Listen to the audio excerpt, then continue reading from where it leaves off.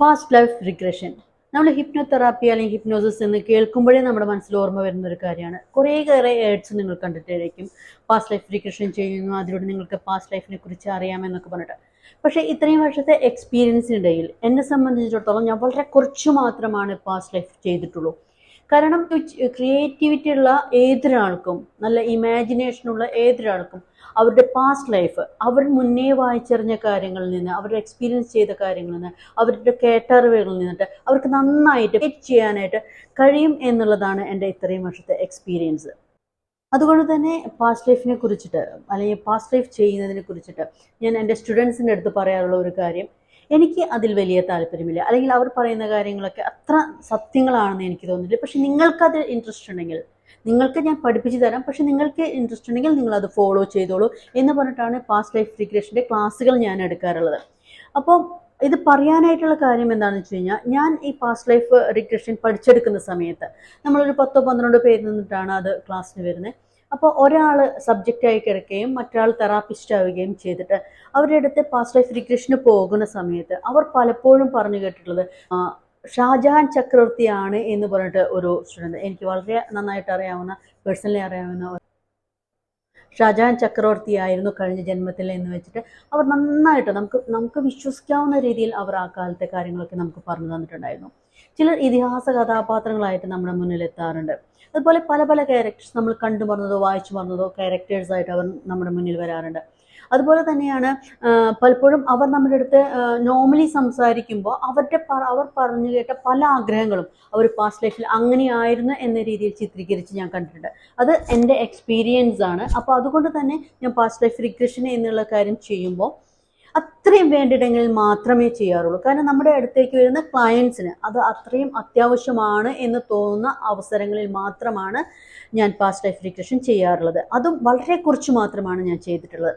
അതിലൊരു കേസ് എന്ന് പറയുന്നത്, എന്നെ പാലക്കാട് നിന്നിട്ട് ഒരാൾ കാണാൻ വന്നു. ഒരു 60 വയസ്സുള്ള ഒരു വയോധികൻ, നന്നായിട്ട് സംസാരിക്കുകയും നന്നായിട്ട് നല്ല എക്സ്പ്രസീവ് ആയിട്ടുണ്ട്, ഫേസോട് കൂടിയിട്ടുണ്ട് ഒരാളായിരുന്നു അദ്ദേഹം എന്നെ കാണാൻ വന്നത് വിട്ടുമാറാത്ത തലവേദനയും കൊണ്ടായിരുന്നു. അപ്പോൾ ഒരുപാട് കാര്യങ്ങൾ ചെയ്തു, ഒരുപാട് മെഡിസിൻസ് കഴിച്ചു, ഒരുപാട് ഹോമങ്ങൾ ചെയ്തു. അപ്പോൾ അതിനിടയിലാണ് അദ്ദേഹം ഒരു ആർട്ടിക്കിൾ വായിക്കാനിടയായത്. അതായത് വിട്ടുമാറാത്ത തലവേദനയുണ്ടെങ്കിൽ നിങ്ങൾ കഴിഞ്ഞ ജന്മത്തിൽ ആരെയെങ്കിലും തലയ്ക്കടിച്ചുകൊണ്ട് വേദനിപ്പിക്കുകയോ അല്ലെങ്കിൽ അവരെ കൊല്ലുകയോ ചെയ്തിട്ടുണ്ടായിരിക്കാം. അതുകൊണ്ടാണ് ഈ ജന്മത്തിൽ നിങ്ങൾക്ക് വിട്ടുമാറാത്ത തലവേദന എന്നുള്ള ഒരു ആർട്ടിക്കിളും കൊണ്ടാണ് അദ്ദേഹം എൻ്റെ അടുത്ത് വന്നത്. ഒരു പേപ്പർ കട്ടിങ് കൊണ്ടാണ് അദ്ദേഹം എൻ്റെ അടുത്ത് വന്നത്. അപ്പോൾ എൻ്റെ അടുത്ത് പറഞ്ഞു, ഞാൻ നിങ്ങളെ വീഡിയോയിൽ ഒരുപാട് വീഡിയോസൊക്കെ ഞാൻ കണ്ടിട്ടുണ്ട്, അതുപോലെ തന്നെ ഒരുപാട് പേരുടെ അടുത്ത് ചോദിച്ചറിഞ്ഞിരുന്നു. അങ്ങനെയാണ് ഞാൻ നിങ്ങളുടെ അടുത്ത് എത്തിയത്, നിങ്ങൾക്കതിൽ എന്നെ ഹെൽപ്പ് ചെയ്യാൻ പറ്റുമോ എന്നായിരുന്നു അദ്ദേഹത്തിൻ്റെ ചോദ്യം. അപ്പോൾ അവിടെ എനിക്കറിയാമായിരുന്നു ഞാൻ അതിൻ്റെ ഇടയിൽ എന്ത് പറഞ്ഞിട്ടും അദ്ദേഹത്തിൻ്റെ അടുത്ത് എന്ത് പറഞ്ഞിട്ടും കാര്യമില്ല.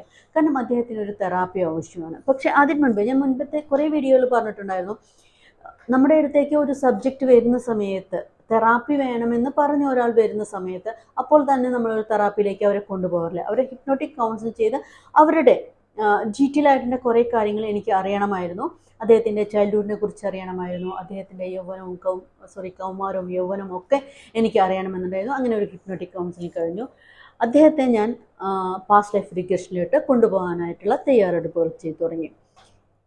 അപ്പോൾ അദ്ദേഹം എൻ്റെ അടുത്ത് പറഞ്ഞത്, കഴിഞ്ഞ ജന്മത്തിൽ അദ്ദേഹം ഉറച്ചു വിശ്വസിക്കുന്നുണ്ട് എന്തായിരുന്നു സംഭവിച്ചതെന്ന് അറിയണം.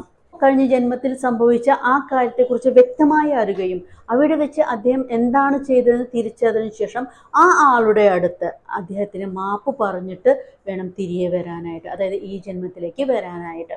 അപ്പോൾ അങ്ങനെ ചെയ്തു കഴിഞ്ഞാൽ കഴിഞ്ഞ ജന്മത്തിൽ ചെയ്ത ആ പാപത്തിൽ നിന്ന് അദ്ദേഹത്തിന് മുക്തി നേടാനാവുകയും ഇപ്പോൾ അദ്ദേഹത്തിൻ്റെ തലവേദന കുറയുകയും ചെയ്യും എന്ന് ഉറച്ചു വിശ്വസിച്ചും കൊണ്ടാണ് അദ്ദേഹം വന്നത്. അപ്പോൾ ഞാൻ മുൻപേ പറഞ്ഞു, നമ്മുടെ ക്ലയൻസിന് അങ്ങനെ അത്യാവശ്യമാണ് എങ്കിൽ ഞാനത് ചെയ്തു കൊടുക്കാറുണ്ട്. അങ്ങനെയാണ് ഞാൻ തെറാപ്പിയിലേക്ക് അദ്ദേഹത്തെ കൊണ്ടുപോയത്. അങ്ങനെ അദ്ദേഹത്തെ പാസ്റ്റ് ലൈഫിലേക്ക് കൊണ്ടുപോകുമ്പോൾ അദ്ദേഹം വളരെ കൃത്യമായിട്ട്, വളരെ മൈന്യൂട്ടായി എൻ്റെ കാര്യങ്ങൾ പോലും എക്സ്പ്ലെയിൻ ചെയ്തു തന്നിരുന്നു.